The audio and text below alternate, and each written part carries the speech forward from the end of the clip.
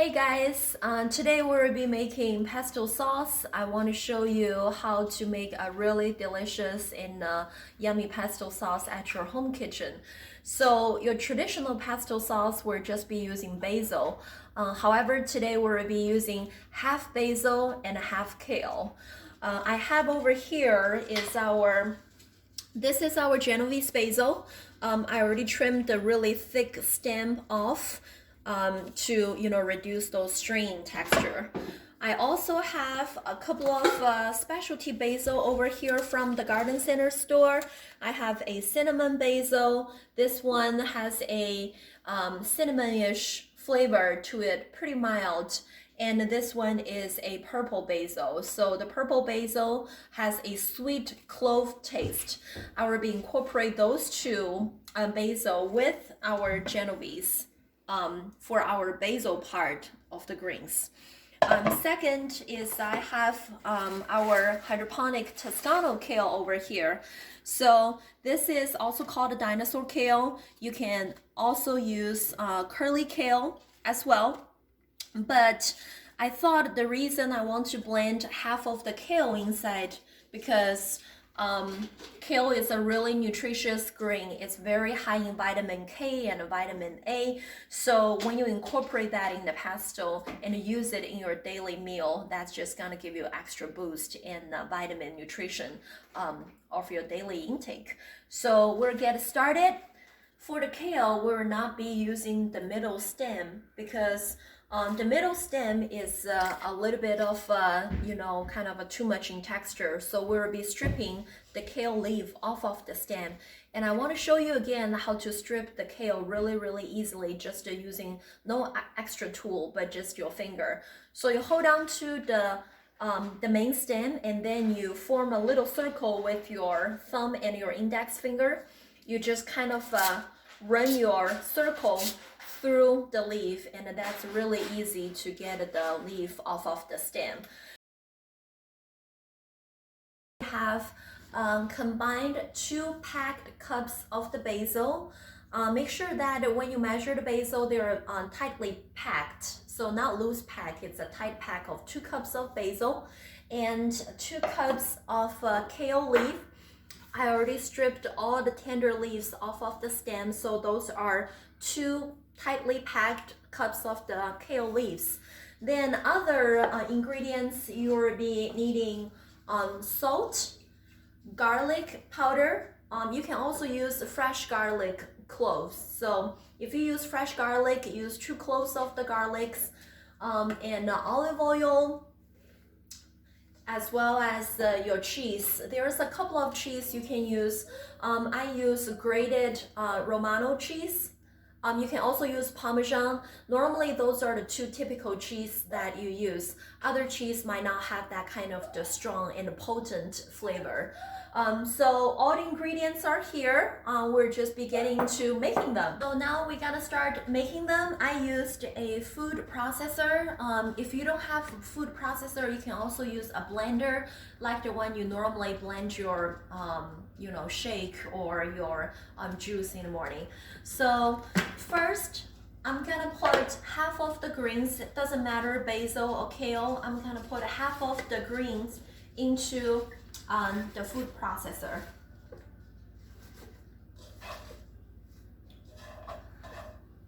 And add my seasoning over here. For salt, I'm gonna do half teaspoon of the salt, and you can adjust the amount of these other ingredients just as you like. Romano cheese.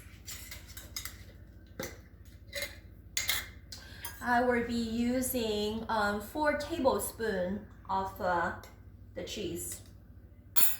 You can also add half cup to a quarter cup of the pine nuts if you choose. You want to add all the dry ingredients in the food blender before you add a liquid. So I'm at a point that I'm gonna close this food processor, and have it start to blend when I slowly pour into the olive oil. Reason for doing that is that helps the blender to blend more evenly without you have to manually stir it. So for 4 cups of the greens, we have 2 cups right now, we have another 2 cups to add, but total 4 cups, we'll be putting 1 cup and a third of the olive oil as our total oil. So process it first. As they blend, slowly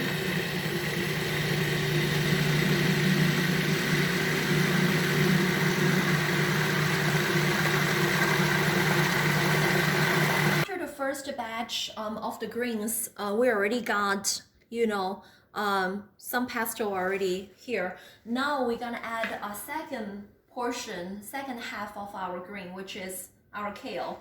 So just put that inside. I don't want to put all the greens at once inside of this chamber just because it might be too much and the blade might not blend really well. So I add half of the greens first to let it blend into a paste. Then I have more room for adding more greens and it won't jam the blender. And blend for the finished product. After about 45 seconds to up to a minute of the blending, depends on your machine, you want the final consistency to be pretty smooth. There's no large leaves of any greens left, and it turns into a paste consistency like that. And now we're gonna pour that into containers. I will pour half of that pesto into mason jars, use it as, like a spread. The other half, I'm gonna pour into a ice cube maker. So this is a silicone ice cube maker. I'm gonna pour the other half of the pesto into this and put this in the freezer so it turns into pesto cubes. That would be really good for long-term storage. It can store up to 3 months in the freezer like that.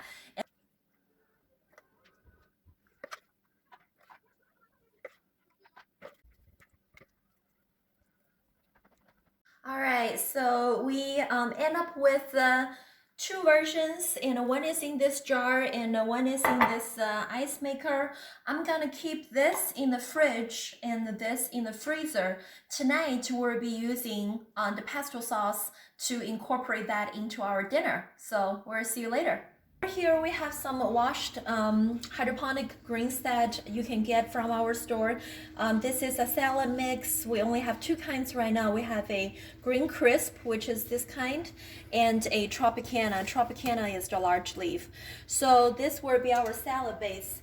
A quick rinse, then you can just use your hand to tear up the greens and put them in your bowl. We don't spray any chemicals or pesticides, so just a quick rinse is enough. And I suggest you use your hand to tear the lettuce instead of using a pair of scissors or knife.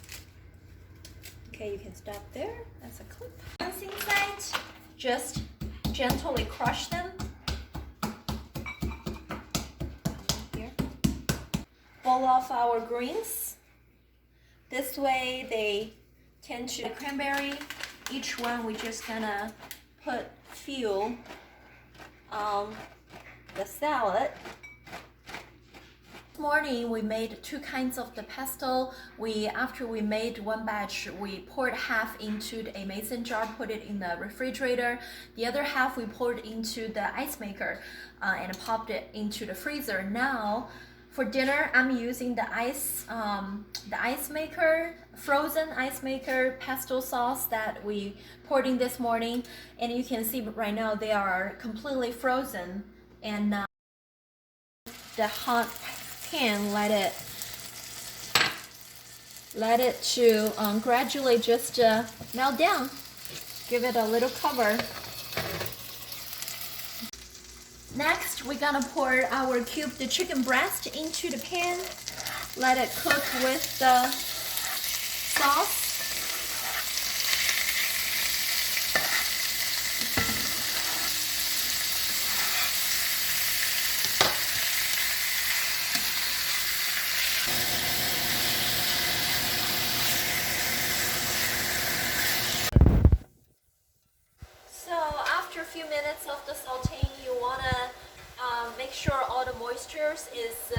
evaporated from the cooking, and the pesto sauce coats really well on all the chicken. So this is about done. I'm about to just turn the heat off and scoop this out. Put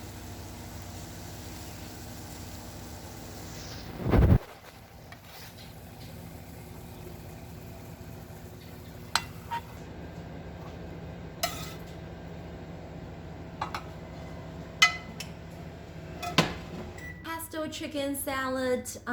It's really fresh and it tastes delicious. So we hope you enjoyed this episode and to give it a try sometimes yourself. Get ingredients from us and try this yourself at home. So we hope that you enjoyed this dish in the middle of the winter and see you next time.